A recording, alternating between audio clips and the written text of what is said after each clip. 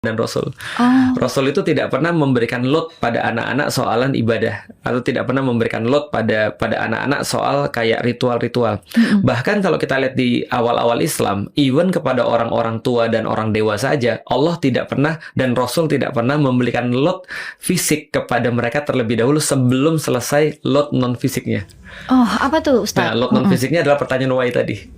Oh. Nah, jadi sebenarnya kalau kita ajarin pada anak sebenarnya adalah berfokus pada pertanyaan why, kenapa sih gitu misalnya, kenapa sih, contoh misalnya kayak gini misalnya.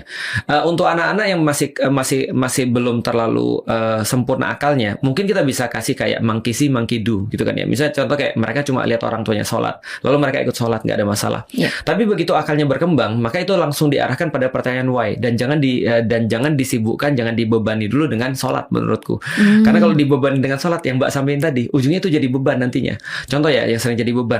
Kayaknya baru kemarin Ramadan, kok udah Ramadan lagi? Nah itu berarti Ramadannya jadi beban tuh. Udah, itu sinyal nggak sih ya Ustaz? Karena dia merasa Ramadan cuma puasa, dan puasa beban bagi dia. Maka kita nggak pernah bisa mewajibkan anak untuk sholat sebelum waktunya. Dan juga tidak pernah mewajibkan anak puasa sebelum waktunya. Rasulullah misalnya mengatakan bahwa saya ajarilah anakmu untuk sholat ketika dia umur 7 tahun. Dan ada patokannya itu Ustaz? Ada patokannya. Jadi 7 tahun ajarin anak-anak. Tapi nggak perlu diwajibkan. Nanti kalau sudah 10 tahun, dia belum mau untuk sholat, baru dia harus diajarin untuk ada konsekuensi, atau ada dipukul ketika dia nggak mau sholat.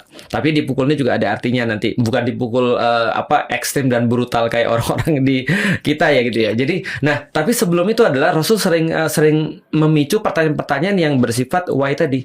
Misalnya ketika Rasul ketemu dengan Ibnu Abbas, lalu kemudian berkata, Ibnu Abbas ketahuilah, sesungguhnya manusia-manusia itu nggak bisa mendatangkan manfaat bagi kamu, dan nggak bisa mendatangkan juga keburukan bagi kamu. Hanya Allah tempat kamu berlindung. Minta kamu perlindungan pada Allah. Kalau kamu berharap, hanya berharap pada Allah, jangan pada manusia. Karena kalau manusia berkumpul dan pengen ngasih kamu kebaikan, mereka nggak bisa ngasih kebaikan kalau Allah nggak ngasih. Dan kalau mereka berkumpul memberikan keburukan, maka mereka nggak akan bisa ngasih keburukan kalau Allah nggak ngasih. Maka semuanya dikoneksikan pada Allah. Nah ini adalah tauhid. Ini adalah iman. Ini adalah akidah. Semua tentang pertanyaan why.